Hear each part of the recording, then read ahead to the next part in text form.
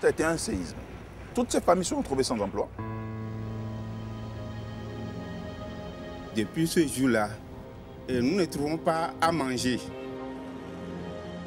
Des femmes qui ont 5 ou 6 enfants et qui se sont retrouvées dans la rue comme ça, sans emploi. Nous sommes dans la pauvreté. Tous les enfants ont déjà abandonné l'école.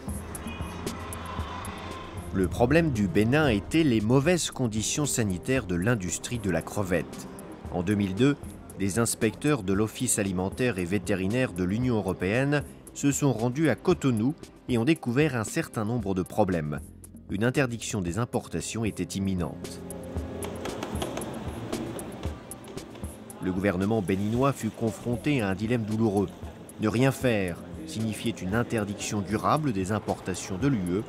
La seule solution était de suspendre ses propres exportations. Le risque était de laisser faire et puis une suspension de la part de l'office vétérinaire risquait d'être plus longue à réhabiliter. Si c'est le consommateur ou l'acheteur qui doit vous suspendre, là vous avez un pour 15 ou 10 ans. L'interdiction des importations est l'une des mesures d'urgence que l'Union européenne, ou tout pays importateur, peut prendre s'il découvre un risque pour la santé des consommateurs et des animaux ou pour la préservation des végétaux. Les inspecteurs de l'OAV ont constaté que les laboratoires n'avaient pas le matériel adéquat et n'avaient pas les compétences suffisantes. Également au niveau des unités de transformation, il y avait quelques insuffisances. Ils ont parlé de problèmes d'hygiène et que nos crevettes là ne sont pas en bon état pour qu'on puisse consommer. L'interdiction a duré moins de 2 ans, mais ses effets continuent à se faire sentir. Le Bénin a très peu de produits qui ont un marché naturel comme les crevettes.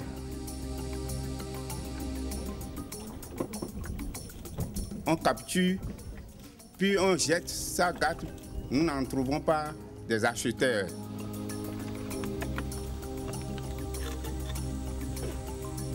La faille trouvée au niveau de la crevette s'est répercutée sur tout l'agroalimentaire au niveau du Bénin.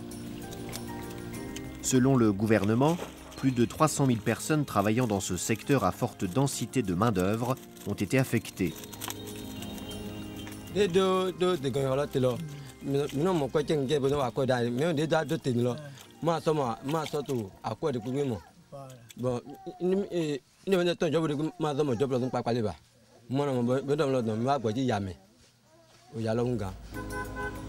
Les usines de traitement ont fermé. Les grossistes, les pêcheurs et ceux qui nettoyaient et emballaient les crevettes ont perdu leur emploi. J'ai dû fermer mon usine depuis l'autosuspension. J'ai envoyé tout le monde en chômage. Ils pleurent, tout le monde vient me voir. Quand est-ce que vous allez reprendre? Quand est-ce qu'on va travailler? Et on n'arrive pas. Les secteurs publics et privés ont travaillé de concert pour régler les problèmes. Le gouvernement a investi dans des systèmes d'inspection, dans des laboratoires et dans la formation. L'entreprise peut tout à fait faire passer ça. L'administration a pris plusieurs initiatives.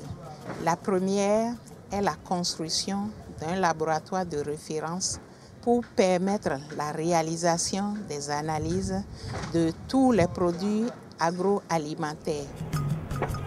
Ce sera le premier laboratoire de la région à être accrédité aux normes internationales.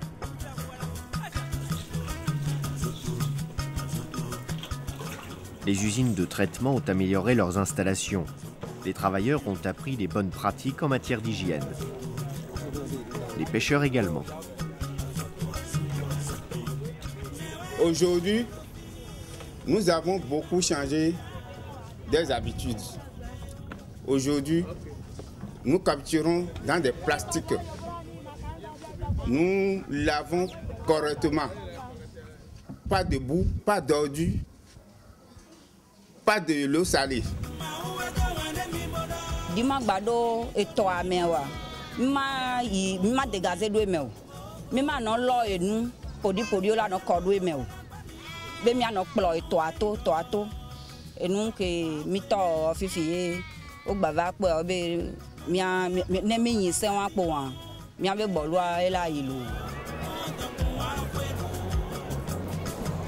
tâche était énorme et la nécessitait un engagement politique fort, le soutien du secteur privé et l'aide internationale.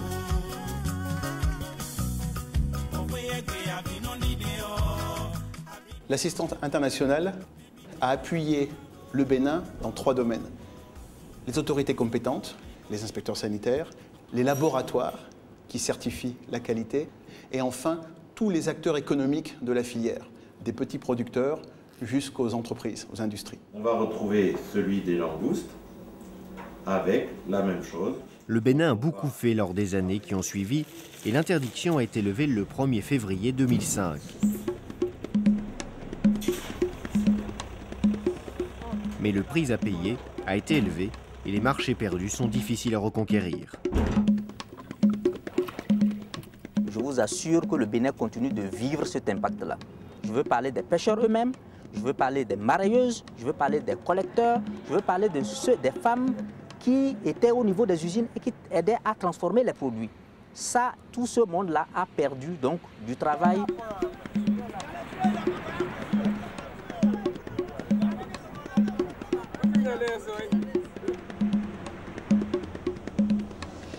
Le Bénin exporte environ 400 à 500 tonnes de crevettes annuellement. Et depuis qu'il y a l'autosuspension, le Bénin n'exporte plus de crevettes. Les exportateurs se heurtent encore à des difficultés. D'autres pays ont investi le marché et le secteur privé souffre toujours de problèmes financiers. Jusqu'à présent, on n'a pas pu commencer parce qu'on n'a pas le fonds de démarrage, liquidité. On n'est pas crédible vis-à-vis des banques. Ça, c'est ça.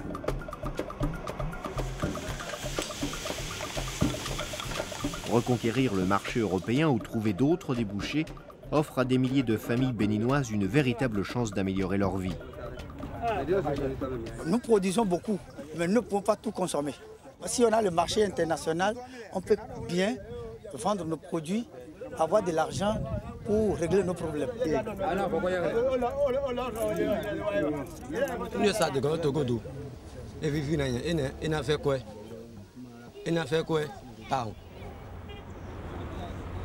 Les pays doivent mettre en œuvre des mesures assurant l'innocuité des aliments, la santé animale et la préservation des plantes pour profiter de ces débouchés.